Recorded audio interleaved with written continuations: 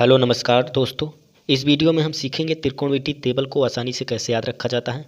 तो इस टेबल को बनाने के लिए सबसे पहले करते क्या हैं, हम 0 से 4 तक संख्याएं लाइन से लिख लेते हैं।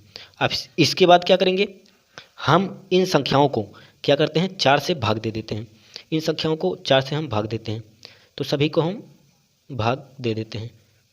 अब देखिए, सभी को भाग देने के लिए बटे में लिख दिए हैं, ठीक है। अब इसके बाद करते क्या है, हम इनका अंडर रूट ले लेते हैं।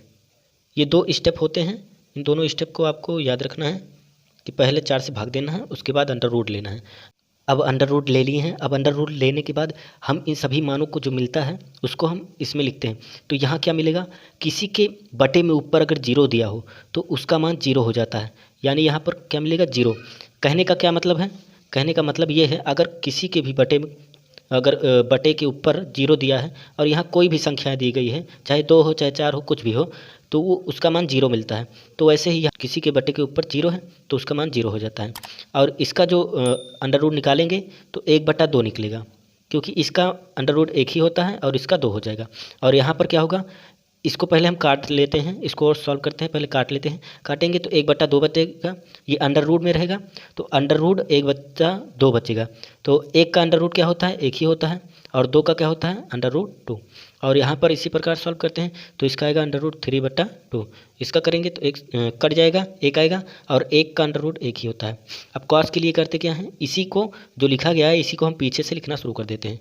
तो पीछे से लिखना शुरू करेंगे, यहाँ पर 1 है तो 1 यहाँ लिखेंगे, यहाँ अंडर रूट 3/2 है, ये लिख दिए। उसके बाद यहाँ पर अंडर रूट, और यहाँ पर 1/2, और यहाँ पर 0, यानी इसी को हम पीछे से लिखना शुरू कर देंगे। कॉस के लिए हमें ये 2 मान पता चल गए हैं। अब इन्हीं 2 मान से हम सारे वैल्यूज़ को निकाल सकते हैं, सभी मान को निकाल सकते हैं। तो चलिए देखते हैं 10 के लिए क्या करेंगे।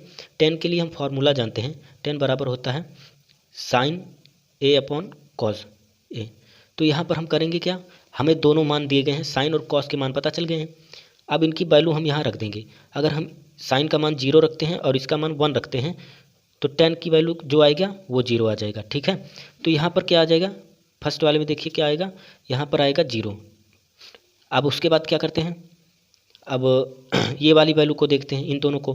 तो 1/, देखिए 1/2 ये है साइन 30 की वैल्यू, और कॉस 30 की क्या है अंडर रूट 3/2।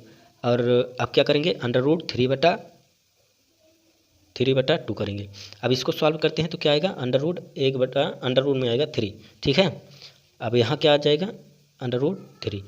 अब इसी प्रकार हम इसका करेंगे, इसका जब करेंगे तो 1 आएगा, इसका जब करेंगे तो आएगा, देखिए यहाँ पर आ जाएगा अंडर रूट 3।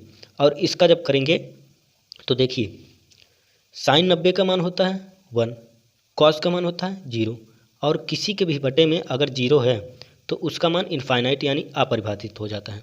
तो इसकी जो वैल्यू आएगी अपरिभाषित आएगी। कॉट के लिए क्या करेंगे, कॉट के लिए इसी वैल्यू को हम पीछे से लिखना शुरू कर देंगे, यानी जो 90 की वैल्यू है वो चीज़ हम पहले लिखेंगे, इसी प्रकार पीछे से लिखना शुरू करेंगे, जैसे हम कॉस के लिए किए थे, साइन का निकाले थे और पीछे से लिखना शुरू कर दिए थे। तो चलिए इसमें भी वही करते हैं। हम यहाँ पहले लिखेंगे इनफाइनाइट यानी अपरिभाषित, उसके बाद ये वैल्यू लिखेंगे अंडर रूट 3, फिर उसके बाद ये वैल्यू, और उसके बाद 0, ठीक है। ये हो गई कॉट की। अब हम क्या कर, अब हमें निकालना है कॉसेक और सेक की वैल्यू। तो पहले कॉसेक की निकालते हैं। तो हम जानते हैं कॉसेक का फॉर्मूला क्या होता है, कॉसेक ए बराबर होता है 1/sin a, ये तो हमें पता है। तो क्या करना है कि हमें जो साइन ए की वैल्यू है उसी को केवल पलट देना है।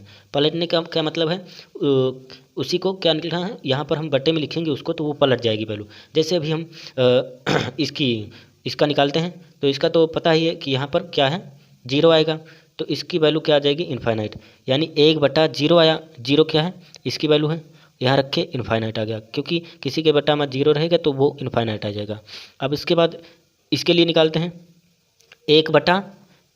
1/, ये तो एक ये वाला है, और उसके बाद साइन 30 की वैल्यू रखें तो 1/2। अब इसको पलटेंगे तो 2 आ जाएगा। अब यहाँ पर क्या आ जाएगा, पहले तो इसकी इनफाइनाइट आ गया, इसकी तो इनफाइनाइट आ गया, उसके बाद इसका आ गया 2, और इसको जब पलटेंगे तो ये अंडर रूट 2 ऊपर चला जाएगा, ये आ जाएगा यहाँ, और इसको जब पलटेंगे तो 2 ऊपर चला जाएगा और ये √3 नीचे आ जाएगा, 2/√3। और इसको जब पलटेंगे तो इसकी तो वैल्यू 1 ही आई थी, ये 1 आई थी, तो 1 कब पलटेंगे यानी 1/1 1 ही होता है। अब इसी प्रकार सेक के लिए करते हैं। सेक का फार्मूला क्या होता है? सेक का फार्मूला होता है 1/cos A। तो यानी cos की सारी वैल्यू को पलट के लिख देना है।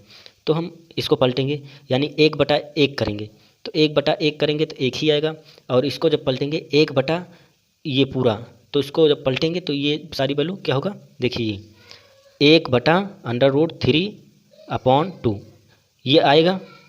अब इसको जब पलटेंगे तो ये हो जाएगा ये 2 ऊपर चला जाएगा और √3 नीचे, ठीक है। तो यहाँ क्या आ जाएगा 2/√3।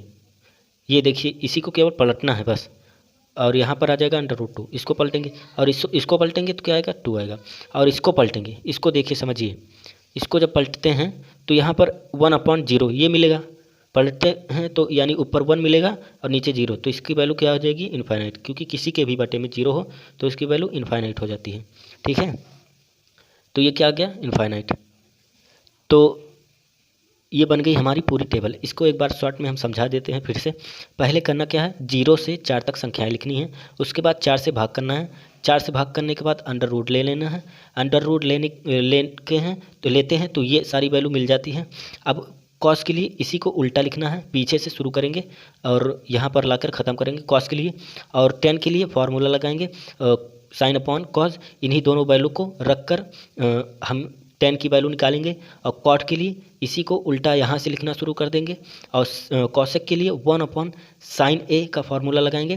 तो इसी को हम बटे में 1 के बटे में लिखते चले जाएंगे और उसको पलट कर cosec की वैल्यू निकालेंगे। इसी प्रकार sec की वैल्यू भी निकालते हैं, ठीक है। तो चलिए आज के लिए इतना ही, मिलते हैं अगले वीडियो में, धन्यवाद।